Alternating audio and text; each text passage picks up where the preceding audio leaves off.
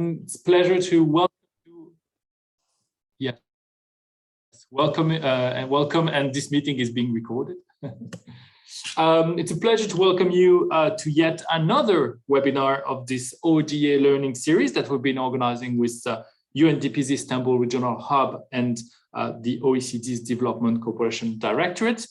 For now, I look at Seren for a bit more than a year now, since August last year. Time flies.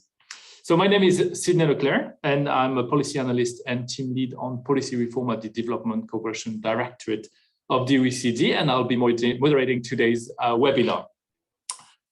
In today's webinar, we are going to address a fundamental issue, and the financing of the Sustainable Development Goals. And indeed, with less than 10 years until the 2030 mark of the Agenda 2030, what we call the decade of action, or what was supposed to be the decade of action, has been strongly disrupted, you can say, by the COVID-19 crisis and its consequences. And even more, the pandemic now threatens decades of development progress, and of course, disrupts the road to the achievement of the SDGs in many countries. To discuss this question of financing for sustainable development, and before we dive into the agenda, I wanted to ask you maybe one or two questions to break the ice. I see that we have many participants, and I think it would be maybe just interesting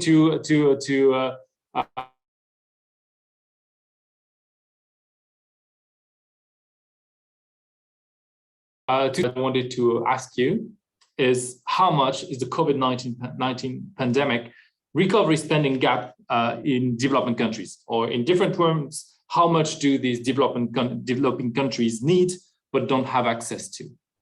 50 billion US dollars, 500 billion US dollars, or US dollars 1 trillion? I'll give you a few seconds to answer. I look over to Kubra.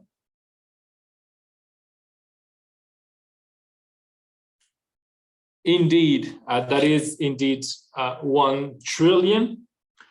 And as you've seen in the introduction to this webinar, the annual SDG financing gap in developing countries is now estimated to increase by 70% to reach the astronomical figure of 2.5 trillion. So filling this gap will require contribution from all stakeholders, public and private. And talking about private, that is my second question. What is the expected shift of private finance for the SDGs in developing countries after the pandemic? We'll have an additional 300 billion, a drop of 700 billion, a drop of 1.5 trillion.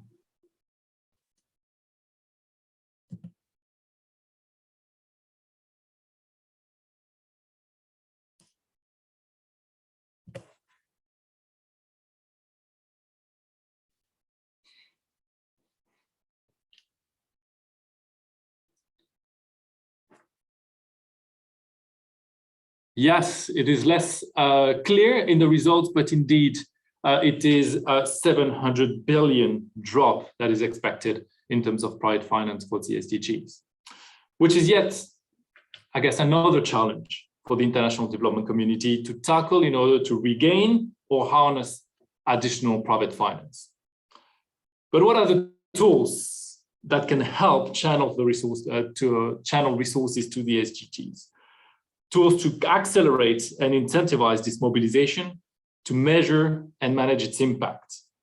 Well, to respond to this question, we'll have the pleasure to hear three distinguished speakers today. Thank you so much.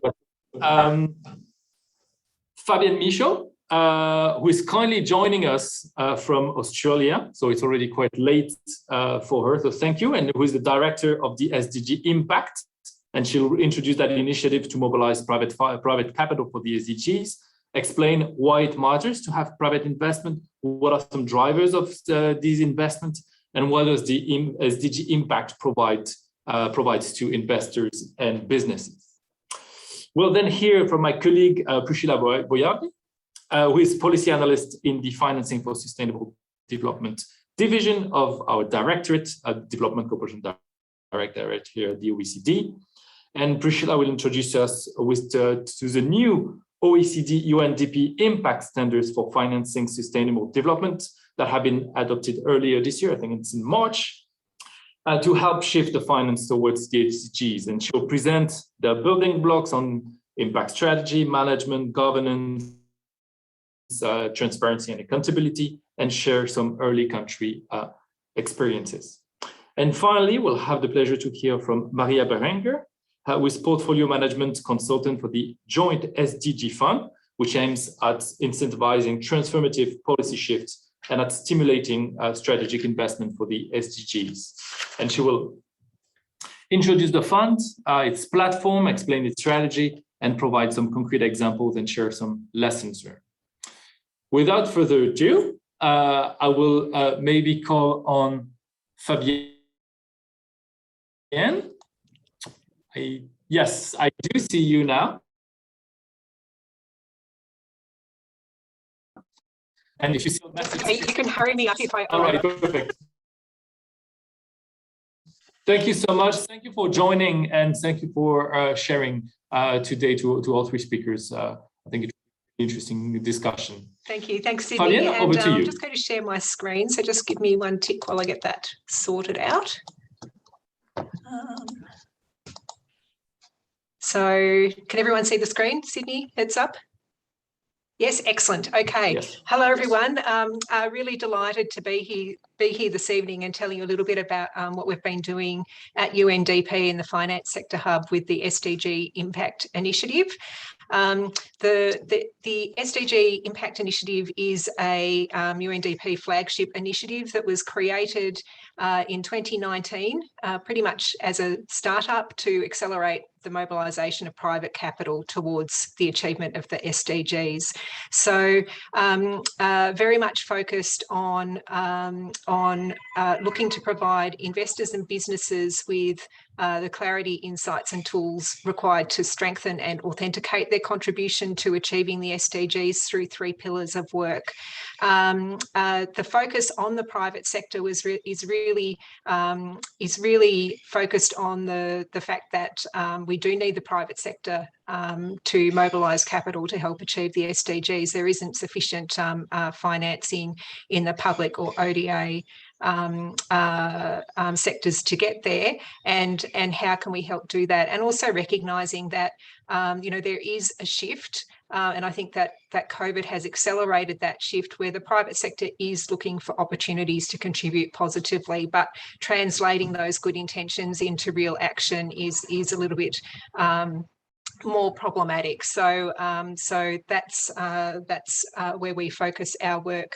I think we've already been through a lot of the statistics on what the need and opportunity is. Also, I think from the private sector perspective, there's an increasing awareness that economic, social, and environmental outcomes are interdependent, and that increasingly systematic risks in the market that impact enterprise performance and investment performance increasingly linked to some of those social and environmental outcomes, although it's very uneven. So I think that's one of our challenges as we look to where private finance can play a role and where policy needs to come in to actually support that or incentivise that participation. So this is just shows the 3 pillars of work that SDG Impact is focused on in terms of trying to accelerate private capital towards the Sustainable Development Goals.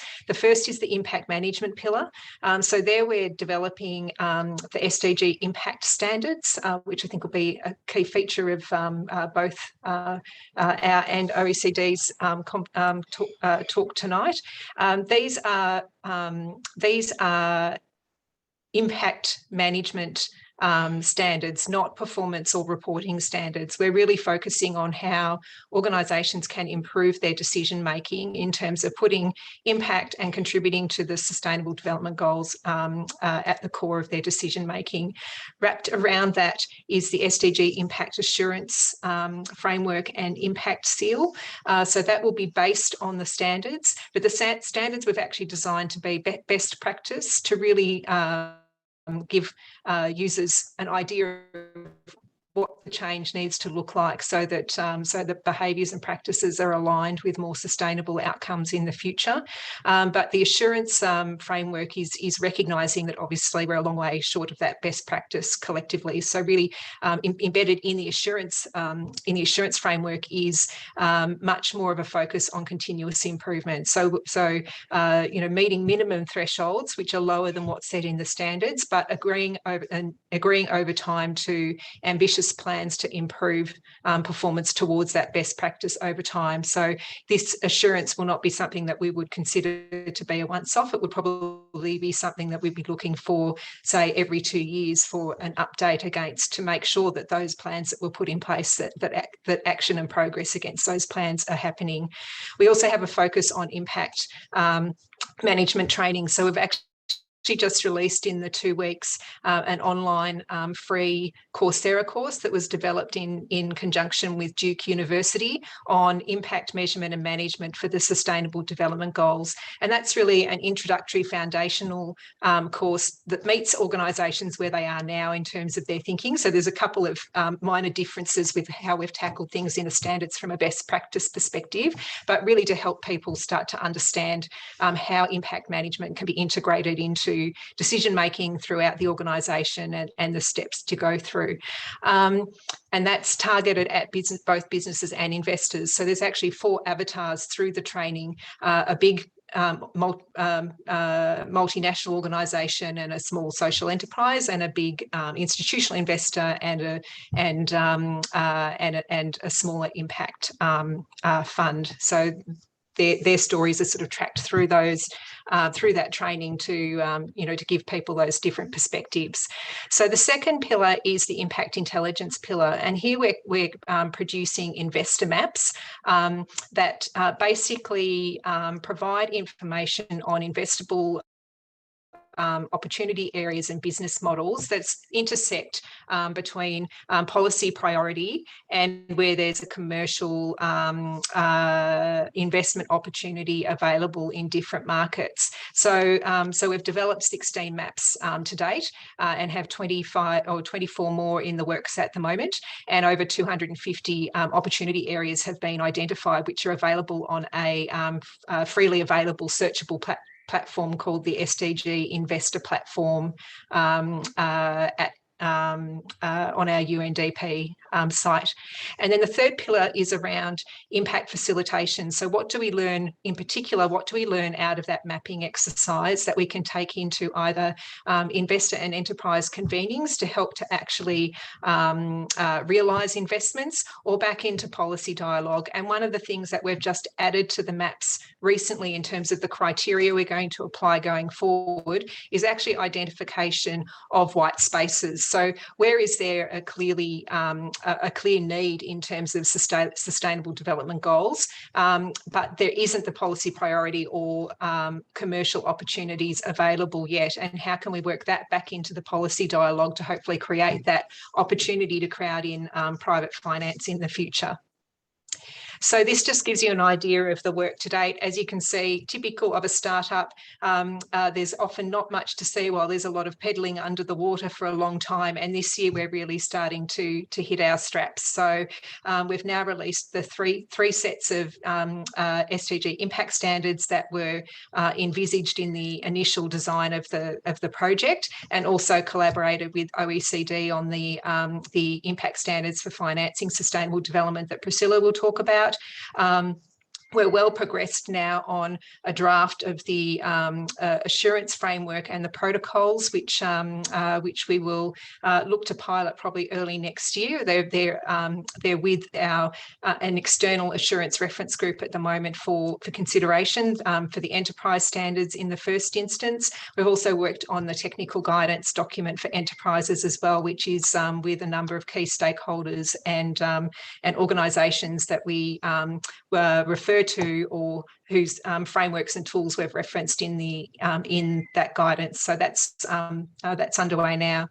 So this is a very busy slide, but actually what one of the other things that we've really been starting to focus on is how do these products that we're developing that are focused on the private sector and increasing private sector participation in financing the SDGs, how does that connect into the public financing and decision-making side of things? So we've been working with our colleagues across UNDP to really start trying to integrate what we're doing in SDG impact with things like the integrated, the INFF planning and DFA processes. So in particular with the maps, what we're seeing is that there are opportunities both ways to strengthen the outcomes of the INFF and also the investor maps by really integrating that work together. And also from a policy priority perspective, again, that comment around looking for the white spaces is something that we can feed back in to that public sector side in terms of are there incentives that can be offered to the private sector? Are there other policy levers that should be pulled, etc.? And obviously here the OECD standards as well, which I'll talk about in a minute about why they're so important to the overall picture. This is just a summary of the maps that we've completed to date, and this is an example of the output that comes out of the mapping exercise. So here is a Turkey example on wastewater treatment facilities and technologies. The investment opportunity or business model that's been identified is investing in constructing and operating wastewater treatment facilities. It provides, the maps provide an overview of the development need and the outcomes, also the potential return profile. This one's an interesting one because the return profile on the construction phase is pretty good, but there's an issue around the operating model, which is probably an area that would be useful to explore more in the policy dialogue or facilitation element. It also provides some overview in terms of the actors that operate in that sector, and the maps themselves really look to leverage UNDP's on the ground presence in markets, and comprises a lot of interviews and discussions with market players to actually build this information up and do it in a way that's that participants feel safe in terms of providing that information, so we can get the richest data we can to aggregate up into these maps. At the bottom there's an IMP classification there, so we've used the IMP classifications as well in the standards, and what we think is that the three classifications of act to avoid harm, benefit stakeholders, and contribute to solutions, which is, I guess, what the area of focus that you are more focused on in terms of really driving development solutions, that it's helpful to actually provide that level of clarity, because I think at the moment what we see is a lot of activities aligned with the SDGs and people talking about big numbers of financing towards the SDGs, but not the clarity around which amounts are actually really contributing to solutions on the ground. So that's just the map. This is just an overview overview of the work streams for the impact management pillar. So for the standards, we have, a glossary, an overview document, the 4 sets of standards, the technical guidance to support the standards, everything else there as well in terms of making it easy for people to work with the standards and use them. We're also about to work with the GISD on guidelines for asset owners and allocators based on the standards as well. So we should have a draft of that to the GISD for review in the next month or so. The assurance framework too, a lot of work underway there. What we're really trying to do there is actually make assurance more transparent and consistent. So this will be an open source platform, so it's clear to see what is being assured against, and also hopefully reasonably cost effective. So we're looking to support it with resources to make it more accessible to a wider range of assurers and users. So by providing template engagement letters and opinions and reports and the like, as well as template management letters. And on the education side, we have the foundational training, but we'll also be building much more targeted implementation training to support users to adopt the standards. So, based on each of the sets of standards, and probably for enterprises, an additional set that really targets smaller organisations to make the standards accessible to them, and obviously assurer training as well. So I don't know how am I going for time, Sydney?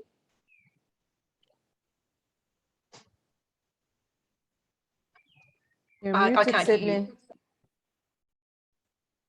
Apologies. No, you're very well on time. You even have one, might count 1 or 2 minutes left.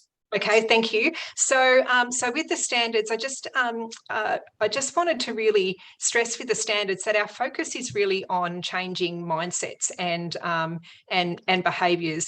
This is the standards are really about behaviour change. So, what we're really trying to achieve is starting to move businesses from using the SDGs as an add-on to what business gets done to how all business gets done, and that shift from SDG alignment to SDG action. At the moment, there's a really big focus on reporting, less on decision making. And, my view is that what we need is better decision making, and then we report on the decisions we made. We don't start with reporting and then, we don't get the best outcome if that's where we start. So also moving from measurement to management. Measurement's a really important part of impact management, but if you don't do anything with that measurement and you don't make better decisions, it's pointless. From being more operational in focus to being strategic, and really trying to move decision making to take a more egocentric or an ecocentric system-wide view. So less from that, from an organisational perspective. So that's what we've tried to embed in the standards. I won't go through that. This is the structure and design of the standards. So really, we've designed them with the high-level principles in mind.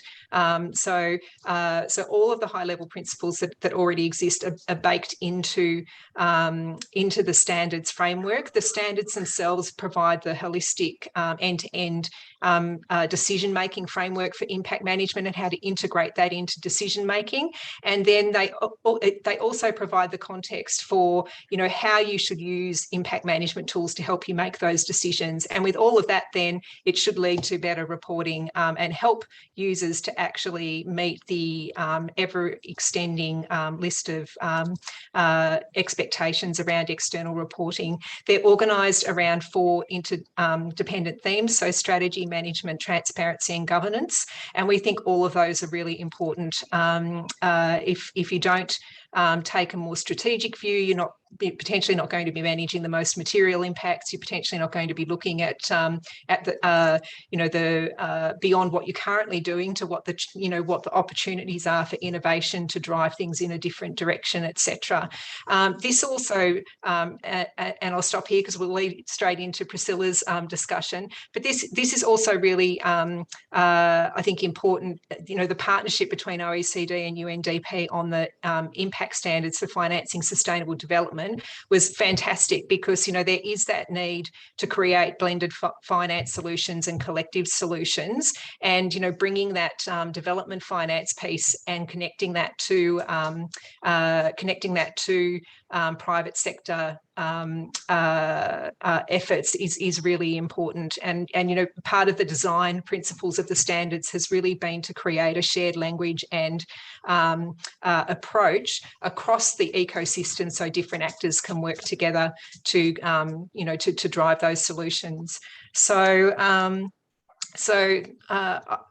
This is all in the pack, and I'm happy to. I'm sure it will be shared, but I'll leave it there.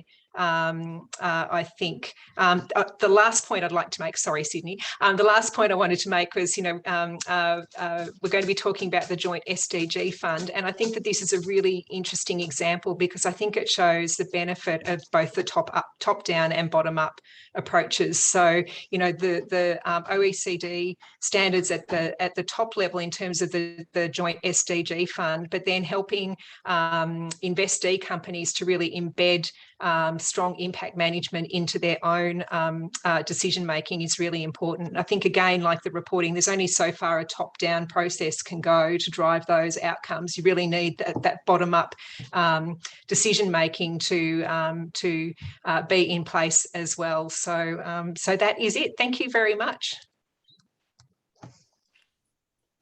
Thank you so much, Fabienne. It was really interesting and complete presentation. I really like the kind of interdependence and holistic dimension of no business is an SDG island, I guess, in this case. I would like to leave some time, a few minutes for question, if there are any in the audience. We wanted to have a brief moment after each presentation, if there are any questions or any clarification. We've provided the link to the Coursera course in the fantastic, thank you. That may be interesting for audience to look into, and maybe if I don't see a question, maybe do you have you presented those those maps, investor maps? Oh. Yeah, somebody says, I hope it is for free, the Coursera course. I think so. I would. The Coursera course is free. I think Coursera charged like $49 for the certificate, but if you choose unaudited, it's completely free. You just don't get a certificate at the end of it, but you can do the training. Yeah. No, yeah. So my for the investor plans, for example, the one that you've presented. Did you have connections with private sector actors on how they would use those maps? And maybe kind of follow-ups of our examples of how these maps have been taken on by the private sector, and how much they've welcomed it or used it for their own internal reflection or identification of needs and potential. Yep. So one of the things that we do at the completion of the maps is actually look for opportunities to hold facilitation events with almost like try to play that matchmaking type relationship to bring people together around those opportunities. So that's fairly general, and not necessarily it's targeted, but it's not necessarily very targeted. In Colombia, Bank Colombia has actually committed to making investments in line with the opportunity areas identified in the map. And also in Colombia, what we've done is actually done a competition for startups who are looking to create solutions that are aligned with the investment opportunity areas identified in the Colombia map, and the winners, part of the selection process, and the winners of that competition will also agree to adopt the enterprise standards as part of that process as well, and we'll work with them on that. So So, we're trying different ways in terms of actually, increasing the engagement. The other thing is that we've also the maps can also be an input into the standards. So in terms of the strategy setting piece, there's a direct link, and we've actually mapped the links in terms of where the maps can be useful to help organisations think differently about their business models going forward, and where they might be able to have more impact and have a bigger contribution to the SDGs in terms of looking at modifying or doing things differently in the future, and then how that translates through in terms of the management approach as well. Thanks very much. We do have a question. Bülent? Yes, it's me. I'm Bülent from UN Turkey Resident Coordinator's Office and the Partnerships and Development Finance Officer. Just a quick question to Fabian. Actually, in Turkey, we do have an evolving and emerging, let's say, sector for impact investing, and UNDP is quite pioneering in that field. Just a quick question regarding the governmental positioning. I mean, how the governments are positioned, given the fact that the impact investing is an important tool for financing SDGs. But when it comes to creating an enabling environment for such investments, how should our dialogues with the governmental partners be designed? How we can orient our strategies to better involve them in this impact investing processes and so on and so forth. For instance, Turkey has recently launched its FDI policy, in which it's the first of its time we see the term SDGs. So, the government is also increasingly becoming quite SDG sensitive. So how would you, based on your, of course, experience and the key lessons learned, how would you suggest our positioning when it comes to establishing an enabling environment by the government that we are working in? Thank you so much. Thank you. Well, I guess in terms of, talk from the context of how the SDG impact, products can be used by the country offices, because, we actually develop the maps, with the country offices. It's not something that we do separate to the country offices. But I think that, the outputs of the maps can be really useful in terms of helping to facilitate those conversations and the policy dialogue. So, as I mentioned, one of the areas that we've started to focus on is the white spaces. So where are the gaps, and where are their needs, but there isn't the opportunity to engage the private sector in those solutions. And, I think that's, that can be quite specific and help with those conversations so that it can feed back into the, into the SDG, budgeting and policy dialogue discussions that UNDP has with governments on the ground. So, so that's, and increasingly that's what we're trying to do in terms of that integration between the SDG impact outputs and the, the INFF and the planning piece around the SDGs, which I think is important. Thank you so much, Fabian. I don't see any other question, and also you can feel free to raise them in the chat, and we can come back also after the presentations if you have any further question. But if not, then I will leave the floor to my colleague Priscilla. And thank you so much again, Fabian, and we'll come back to the final discussion, of course. But Priscilla, over to you. Thank you. Thank you so much, Sydney, and great to be with all of you today. I'm trying to share my screen. I hope this will work out. Let me see if that's fine. Yes, splendid. Perfect, fantastic. Thank you so much. So thanks again for the invitation to join you all today. My name is Priscilla. I work in the Private Finance for Sustainable Development team at the OECD. And as Fabian just mentioned, we cooperated on the creation of the OECD UNDP Impact Standards for Financing Sustainable Development. So I'm going to try and give you a bit of an overview of why we decided to do this work as part of our community of practice on private finance for sustainable development.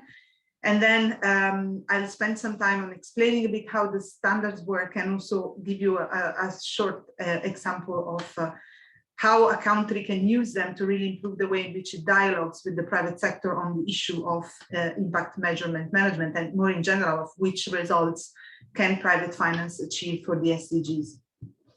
So I don't think I need to spend a lot of time on this because you all know it, and Fabian also mentioned it, but just to say that back in 2015, after the launch of the Agenda 2030, of course, a lot of attention has been moved towards the private sector as an agent of development cooperation. And the first action that the DAC, so the Development Assistance Committee members took, was really to reflect on how this private sector could be mobilized for the SDGs. And so a lot has been done on what we call increasing the quantity of finance, mobilizing finance. So in 2017, the DAC at the HLM approved the principles for blended finance, the 5 principles, which have since then been shaping the action of donor governments in the engagement with the private sector. However, the committee quickly realized that just mobilizing finance was not enough, and it's really also important to align the finance with the SDGs. But as Fabian also mentioned, also make sure that this is not just aligned, but it's really geared towards achieving a development impact. So as Fabian said, from SDG alignment to SDG action. So since the beginning of 2020, as part of our community of practice on private finance for sustainable development, at the Secretariat of the OECD, we've been working to try and understand what kind of tools would the DAC donors and donors more generally need to improve the way in which they are capable of moving these resources towards real development impact and making sure that the resources that they move are really achieving the development impact. So we started scouting, let's say, looking around at what was available, and that's how we got in touch with UNDP and decided to work with UNDP. And through a 10-month consultation in our community of practice, which involved over 300 stakeholders, we have reached a consensus on the 26th of March 2021 on the standards. As I said, we wanted really to work with UNDP, not just because, of course, they were already developing standards, that's a very good reason, but also because we really didn't want to reinvent the wheel. We wanted to make sure that we were providing donors with a tool that they could use and that would be useful for them, but at the same time that was aligned with what the private sector was already looking at and what the private sector was already using, to avoid creating duplication, replication, and so on and so forth. So what, as you see on this slide, what we quickly realized while working on the standards was that very often the private sector has these self-regulating exercises through which they define very high-level principles to which they all sign up for and abide to. And these high-level principles are very useful for them to signal their interest into impact. They signal to donors, but also to other investors and to institutional investors and more broadly to the public that they are interested in impact. But what these principles fail to do is really to provide a clear decision-making framework for these organizations to say, what exactly am I doing to abide by these very high-level principles? At the same time, what we notice is that there is a lot of alignment in terms of the tools that are available out there, the frameworks, the metrics, the taxonomies that are being developed, and also a number of approaches for external disclosure. And all these, which are elements of impact measurement, they're of course important because they allow organizations to measure the impact they have. But what they don't do is really, they don't allow to assess whether the data that is being collected is really useful to make decisions and to change the way in which organizations behave. Because of course, what we observe sometimes is that the measurement of impact is something that is relegated to a unit within an organization. But then the decision-making bodies, such as the investment committee in the case of an asset manager, or more generally the boards, are not really using that information to decide in which direction their investment company or their business is going. So what the standards really do is to fill this gap in the middle, and they really provide a decision-making framework to help organizations change their behavior. And they're constructed around 4 pillars. So the strategy, management approach, transparency, and governance. And what's really interesting is that the reason why we decided to develop this was that we wanted to give a tool really for the donors to say, which organizations do we work with? Do we work with the private sector directly? Do we work through a DFI? And do we have our own in private sector investment vehicles? And once you define what kind of strategy you want to have, really look inside the institutional setup of that vehicle to assess whether its strategy, its management approach, its provisions for disclosure, and its governance are fit for making it a really impact-focused or impact-centered organization. So again, just to stress that with this, we focus on impact management, which is really this approach of embedding impact in all decision-making, strategy, and through the process, and not just on measurement, because as Fab rightfully said, if you just measure, but you don't use that information to change the way in which you behave, to change the portfolio of investments you make or the products you produce in case of a company, that is not really helping to collectively change the way in which we tackle the SDGs. So standards are built around 4 blocks. The first one, I'm going to go through all of them, or at least I'll try to give you an overview. But of course, I strongly encourage you to go on our website and read more about the standards, and also, of course, take the course that Fabienne was talking about on the SDG impact standards, because it's really the time we have will only allow me to give you a quick overview of the purpose and the content. So we have these 4 pillars. And we designed them in a way that they're really sort of covering all the possible facets of an institutional setup when it comes to impact. So the first one is around strategy, and really provides guidance on how to embed impact consideration into the purpose and strategy of an organization. Standard 2 is about the management approach. So it's really how the strategy is put into practice and how impact is integrated into the day-to-day operations and the management approach of an organization.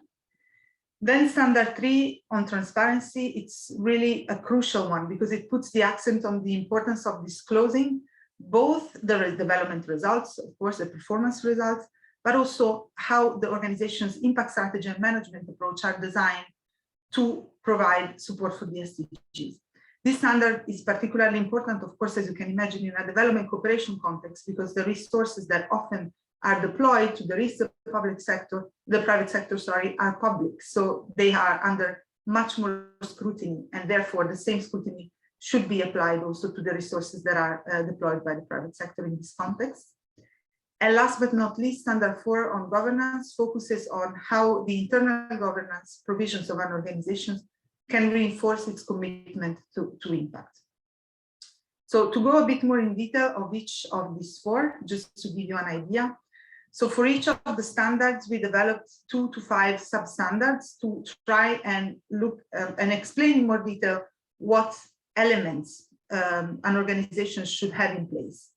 And once again, these standards are being developed as the SDG impact standard as a self-assessment tool for organizations. So they're really meant to be a public good that any organization can use to self-assess its own internal processes and practices. But at the same time, they can be a very useful tool for the donors, and that's why the DAC was so interested in developing this, to really assess the quality of its development partners, whether they are DFIs or other external parties that are sort of more detached from the donor itself.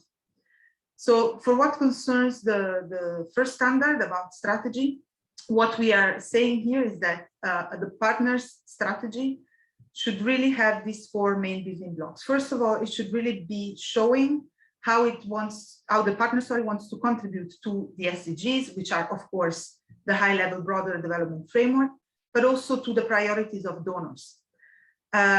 Just to mention that currently the main priorities that we see in the DAC are the cross-cutting priority, let's say, are of course climate mitigation and adaptation, gender lens investing, and also the making sure that we create high quality jobs.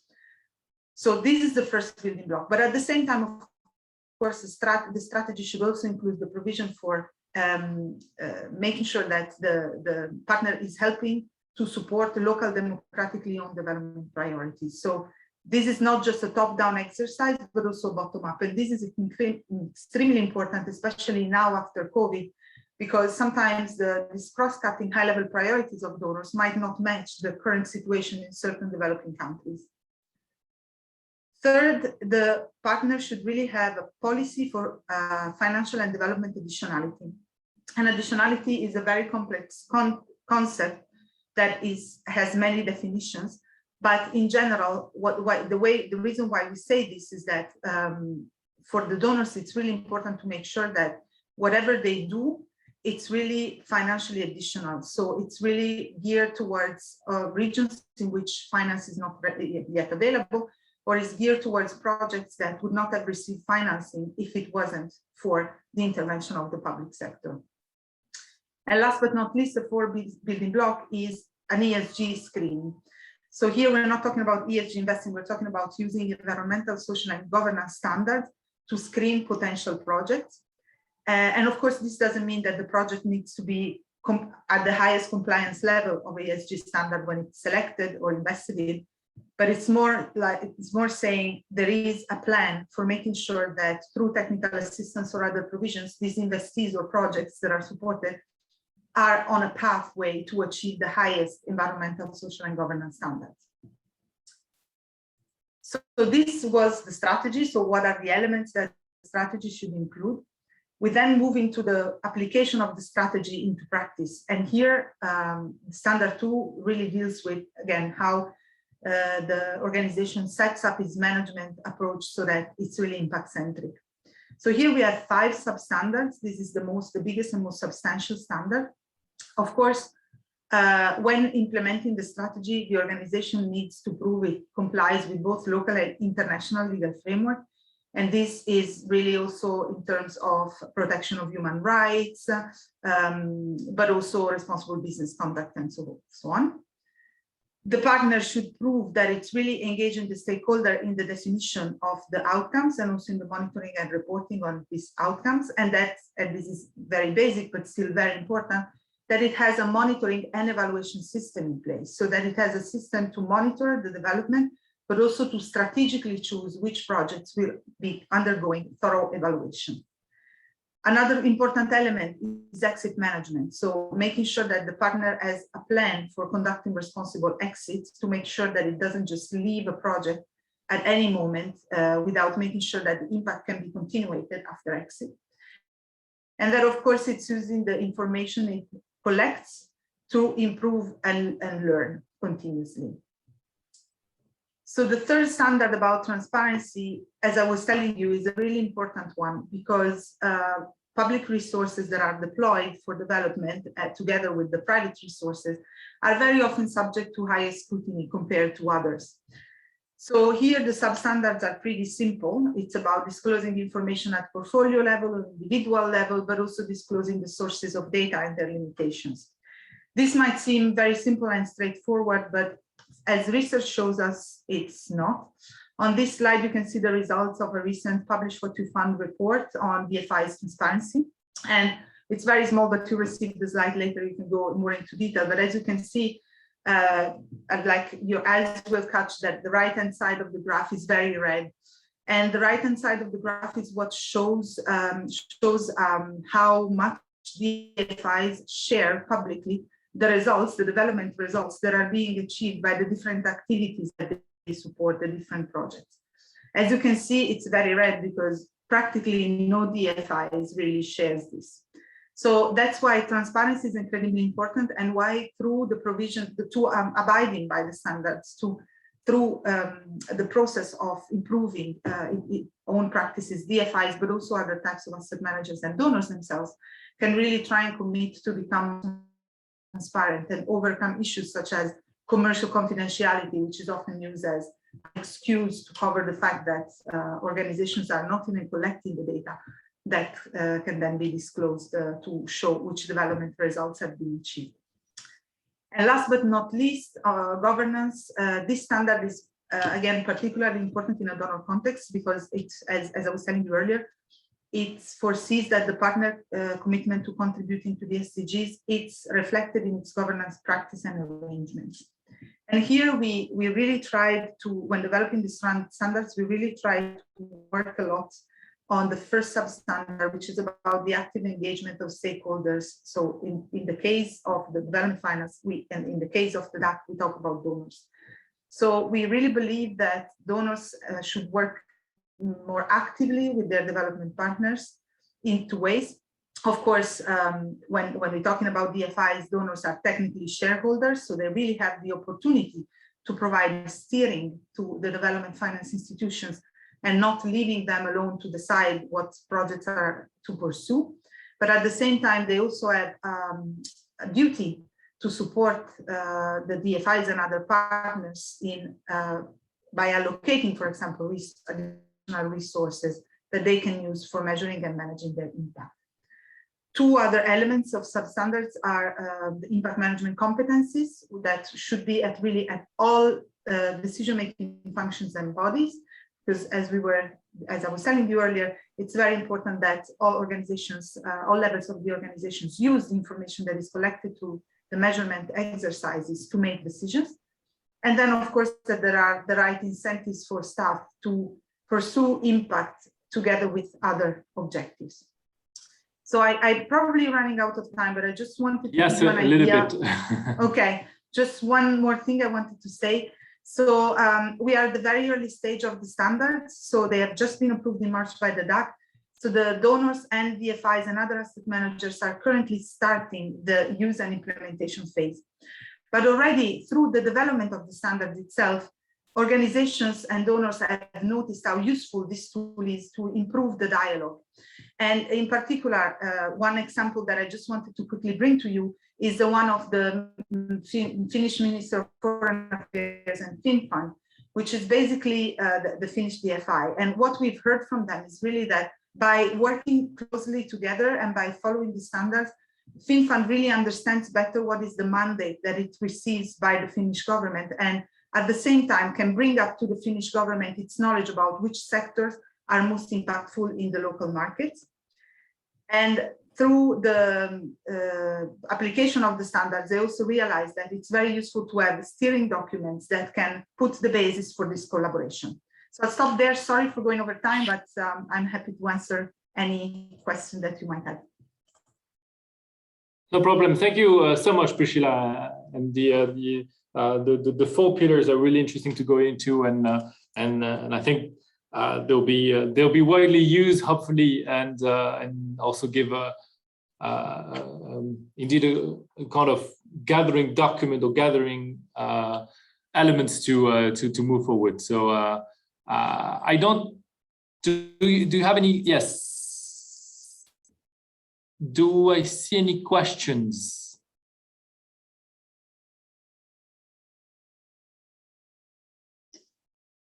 No, I don't see any. But in the meantime, and maybe this is more kind of an open question to you, Priscilla. With all the principles and the sub-principles, what do you think is the greatest challenge, for example, for a DFI to kind of implement them? Is it kind of question of awareness, a question of challenging the real business model that they're working on at a certain point? Is there kind of a reluctance even from DFIs to kind of go too much on the development dimension and not enough in the business dimension? Maybe just interesting to get your thoughts on what's the challenges ahead somehow. Yeah, thanks. So I think there are probably two levels of challenges, one that is more strategic and one that is more operational. On the strategic level, what we have observed is that DFIs are more and more asked to become real actors of development.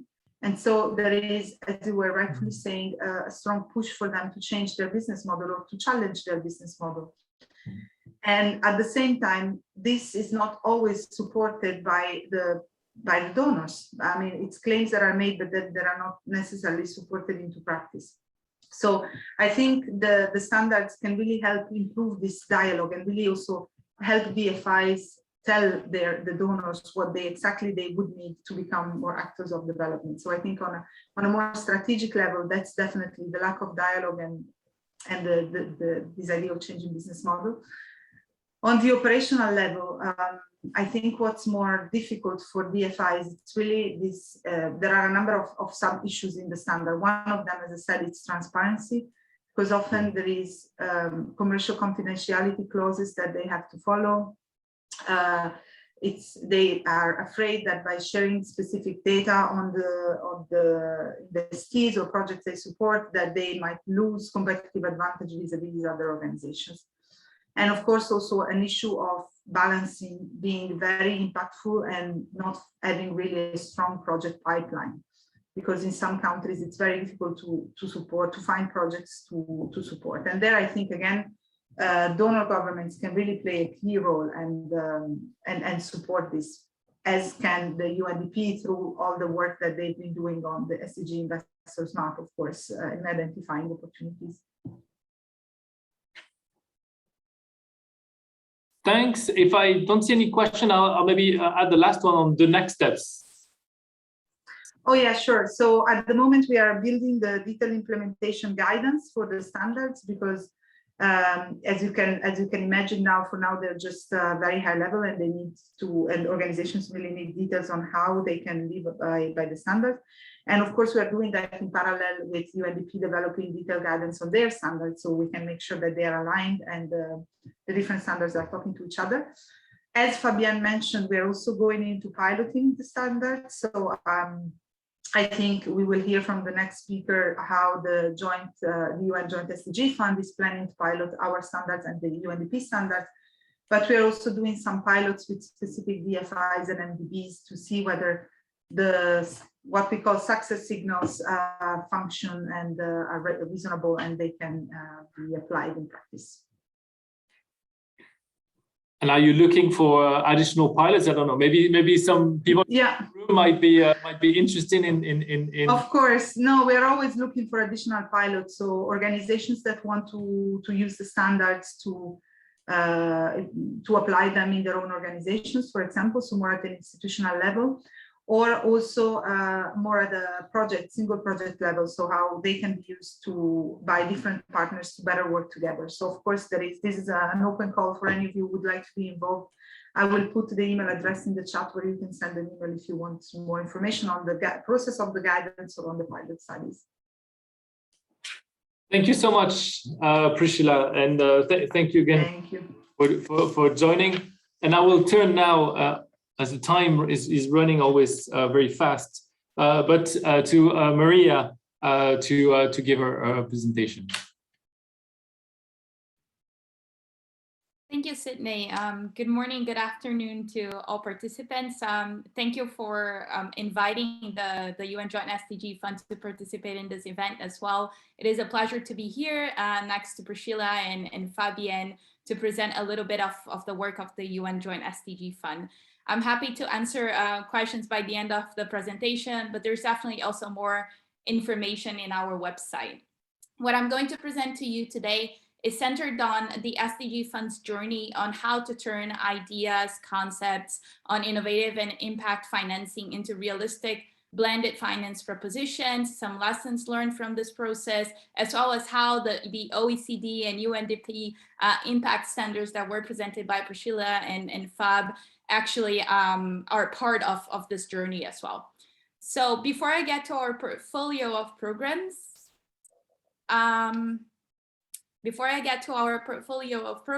I just wanted to tell you a few words about the UN Joint SDG Fund. So if we can move to the next slide, please.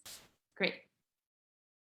So we're quite unique in the UN system. We were established by a UN resolution, and we started our work only 2 years ago. We are a funding mechanism for the UN system, and we do have 2 precise objectives, one of which is centered on SDG financing. We work together with UN agencies, governments, and other stakeholders to address this challenge and unblock public and private capital for the SDGs. The fund is considered kind of a muscle for the UN system, and it has been capitalized with 290 million, and we have already more than 100 programs now in the field.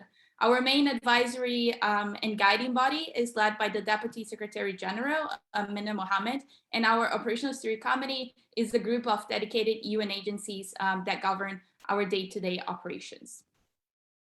Our strategy on SDG financing is composed of two main pillars that we're going to see in the next slides to unblock the 2.5 trillion or more needed to achieve the SDGs. So the first pillar, can we quickly move to the next slide, please? So the first pillar is about the enabling environment for SDG financing. The 62 programs that we are supporting under this pillar are crafting a new wave of SDG aligned financing strategies in the form of what we call the integrated national financing frameworks that also was mentioned by Fabian before. These frameworks actually aim to spearhead SDG acceleration by better linking financing with planning for the SDGs. The INFFs help sequence government action considering multiple policy objectives and limited financial resources. By the end of the implementation of these 62 programs that are actually spread across 69 countries, they will lead to the development of over 200 financing reforms that span over policy, regulation, financial instruments, and institutions. This unique work of these programs includes, for example, aligning public budgeting to the SDGs, identifying innovative ways to attract a private sector, establishing platforms for collaboration between public and private sectors, building capacity of institutions to allocate and monitor financial resources more efficiently, analyzing regulations and bottlenecks, and etc. So it is a very broad scope.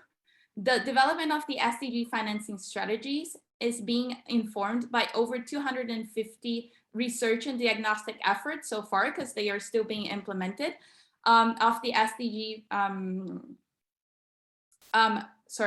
250 research and diagnostic efforts using tools like the SDG investor map that was also presented by Fabian. The fund is currently supporting the development of 13 of those maps. So for example, Bangladesh, Colombia, Ghana, Morocco, Tunisia, and Uruguay are on the process of developing or already developed their SDG investor map to identify investment opportunity areas and business models that respond to both the SDG needs and policy priorities besides guiding investment decisions. Other diagnostics tools that we also see being used by this portfolio are financial landscape assessments, SDG costing studies, public expenditure reviews, fiscal space assessments, market assessments, and many more. The second pillar of the SDG financing strategy, and this is where I'll focus most of my presentation today, is about some new propositions to develop blended finance structures to catalyze investments towards the SDGs. So this is how we actually use very limited money provided to the fund mostly by member states to attract a different kind of actors, the private sector, development banks, national financial institutions, to build these blending finance instruments. And we basically do that for impact to accelerate the SDGs. In 2020, we started the journey by receiving 155 proposals for funding from over 110 countries. Huge amount of expectations, huge amount of ideas about how to develop and implement those blended finance instruments for the SDGs. So there's clearly a huge opportunity there, but we're still working on how to operationalize these opportunities. And that's where I want to take you in the next slide. So from the 155 proposals received in 2020, 28 have been selected to enter our incubation lab called SDG Invest to strengthen the design of the blended finance schemes. These proposals then benefited from these 4 areas of services that you're seeing on the screen: coaching, investor matching and facilitation, preparatory funding, and learning and sharing. And interacted also with not only UN agencies, but as well as over 60 leaders from commercial banks, DFIs, philanthropists, and others to strengthen the impact-driven investment thesis of their proposals. For the future, we plan to continue opening design windows to keep co-designing impactful but also realistic financial solutions for markets, people, and planet. Next slide, please. The pipeline that we developed in 2020 is formed by around 60 financial instruments. Some of those, we actually used our large catalytic investment of up to 10 million for each one of the proposals to kickstart their work. But others, we were not able to make this investment. But what kind of instruments we're actually talking about, right? So some of these solutions are payment for success instruments like social impact bonds. There are also in this pipeline impact funds, which are venture capital funds that are able to engage investors with a passion for the SDGs. We also have lending facilities, which are usually attached to large funding windows from development banks, either national or international, like EBRD, Asia Development Bank, and others. The pipeline also contains guarantee and other types of credit enhancement facilities. Those are the instruments that are often called de-risking, that allow different type of investors to act in the SDGs in developing countries while reducing their risk in doing so. Because in the end of the day, the risk and the return formula needs to be adequate to attract the market capital. Where there is market opportunity, usually the market goes. So our role at the fund is to some extent so some of those bottlenecks that impede SDG investment to happen and guarantee that these investments are truly generating impact. But how is this taking shape in the different countries that we have been working with? So in the next slide, you're going to have an overview of where we are acting at this moment. We have invested in 4 large programs of about 10 million each, as I mentioned before, in Fiji, Indonesia, Malawi, and Uruguay.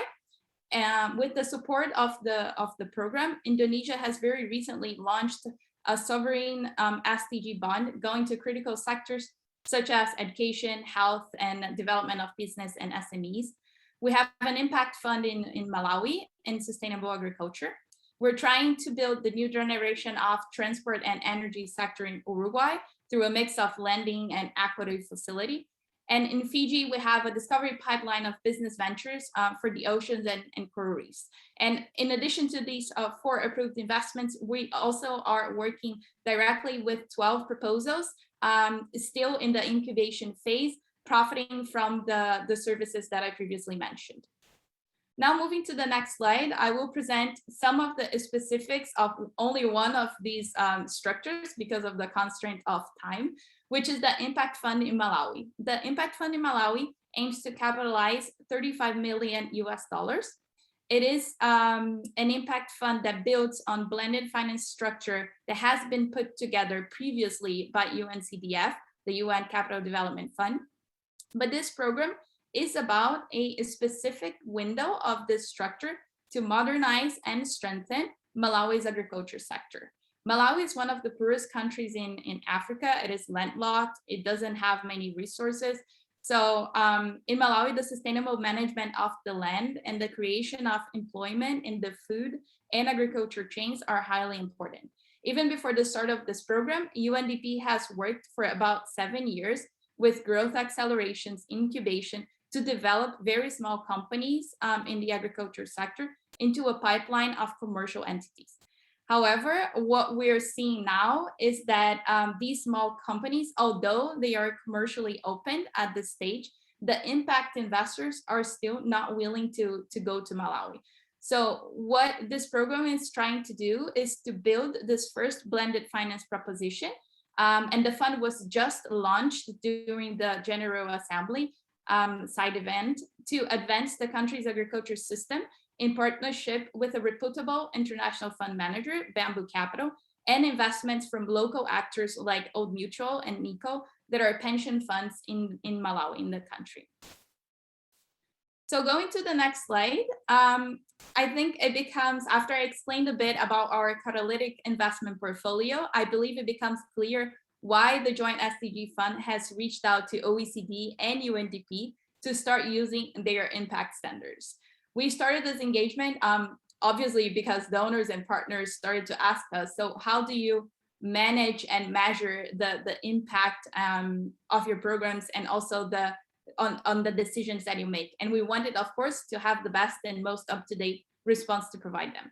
We felt the need to establish standards to provide evidence to our counterparts that the impacts of our decisions could be regularly monitored and managed, and also communicated with transparency according to the latest standards available. For these reasons, we have committed to pilot, and then Fab and Priscilla also mentioned this, we have committed to pilot at the joint SDG fund level as donors, the recently launched OECD UNDP impact standards for financing sustainable development, while also requesting our 4 funded programs to integrate the asset class specific SDG impact standards developed by UNDP. And we wanted to make sure that at the fund level and at the portfolio level, the standards were complementary, they were aligned. So that's why we're working both bottom up and top down. We're currently at the starting point in terms of using the standards, so I cannot share much about challenges or lessons learned on this yet, but we are conducting at the fund level, our own self-assessment to understand where we stand with the standards, while engaging closely with OECD and UNDP colleagues to guide our programs on the use of the enterprises, bond issuers, and private equity funds impact standards, depending, of course, on the type of financial vehicle that they are developing and implementing. And to conclude, and that would be my last slide of today, I would like to share with you some lessons learned from this pipeline design process. So here in this slide, you see actually a list of a few of the lessons learned, but if you want to read more about the process, you can at the slide, because this has been a detailed assessment conducted by Convergence, which is a leader in the blended finance sector, with additional insights from this design process conducted in 2020. I will highlight then briefly just some of these points. First, there is still a critical role to be played by donors in some underinvested sectors like WASH that are often not seen by impact investors and do not call attention of the private sector. The second point is that it is essential to work together with the private sector in developing a blended finance financial mechanism.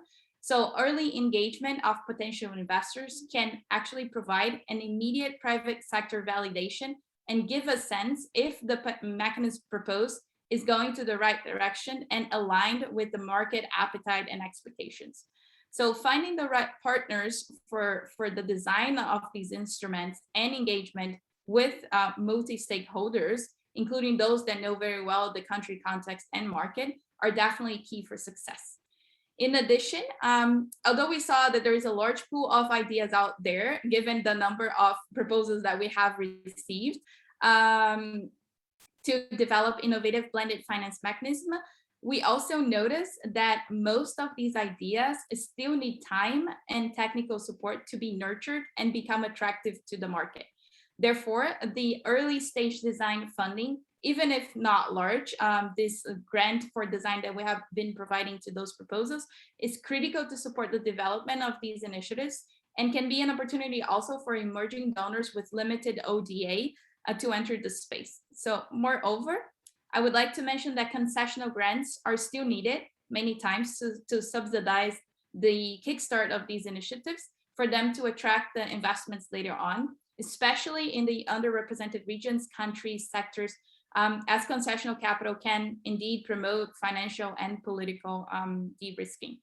Private capital alone isn't a fit for all, and neither is ODA. So it's important to connect both. Last but not least, innovative approaches are necessary, but must be balanced with standardization and simplification to attract capital. Each solution is, of course, tailored to the needs of the country, of the region, and can be like education-based, health-based, but it is important that these propositions can also be put at scale to attract the interest of investment and be replicated also to other countries and regions and sectors. So that will be it on my presentation today. I hope, Sydney, I did not go over time. Happy to answer any questions. You're on perfect timing in my watch, so that's great. Thank you so much, Maria. And I will look now if there are any questions in the chat, don't hesitate to raise your virtual. I think your presentation was quite, yes, I think, okay, will recordings be available after the webinar? I think yes. Saren already answered.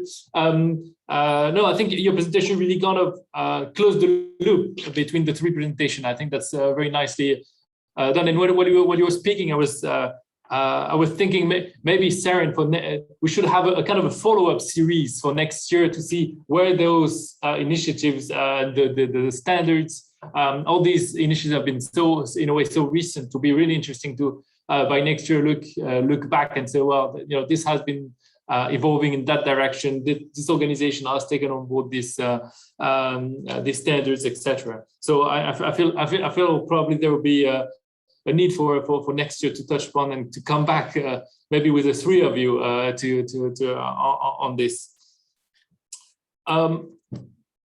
We have a question from Anton. Does SDG investment goes with government approval or goes directly for business? So the government is always involved. I mean, government ownership is a key as well. So in all of our programs, either in the first pillar or the second pillar of the SDG financing portfolio, we have the participation of all the governments closely.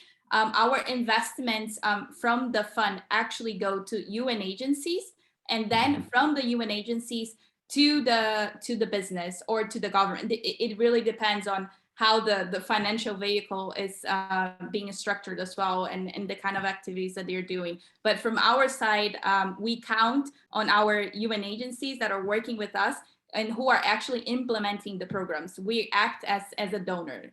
So that's more or less the flow of the finance. And maybe to complement on that question, do you work with governments at the national level, but do you also work with subnational entities? And there is a lot of decentralized entities in many countries. Do you also work with them directly? Yes, there are actually some of the programs that are centered in the SDG enabling environment pillar. We have some countries that are focusing on decentralization reforms. So in those cases, certainly a deep engagement with the local level is necessary. But we basically have both. So it depends on the needs of each one of the countries and the structure, as you mentioned. So we see both happening. And there is also what countries the SDG funds work. Developing countries, but yeah. We're working on so many. Right now, we're working on over 70 countries. So we do not, sometimes our call for proposals might be regional. Like for instance, the last one that we had was focused on SIDS, on small island development states. But in the case of the SDG financing calls, they were basically open to the entire globe. Yeah, that was actually my question, because I had read 62 projects in 69 countries. So I was guessing that there would be probably a regional or some kind of multi-country programs.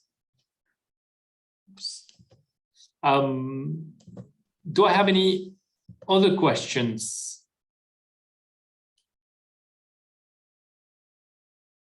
And maybe kind of a follow-up, which donors have you been working with? I've seen in one of the slides, the UK, for example. I mean, you have those that fund the fund itself, but in the countries and in the projects, has it involved a lot of donors, and is it sometimes multi-donor in the country itself? Yeah, at the fund level, we basically receive funds, donations from member states. Mm-hmm. At the project level, for this catalytic portfolio of investment, there is a close engagement with the private sector.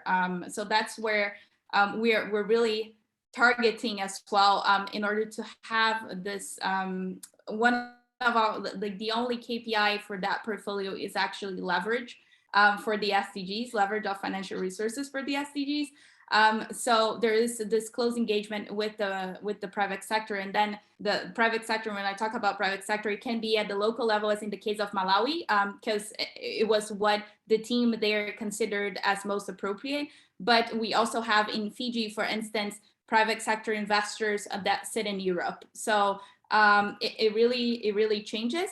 And there's also from the government side, the programs might also have co-funding from governments to enter with them. And as I mentioned, in the case of Indonesia, it was a sovereign SDG bond. So also very close engagement with the government there. Thank you so much, Maria.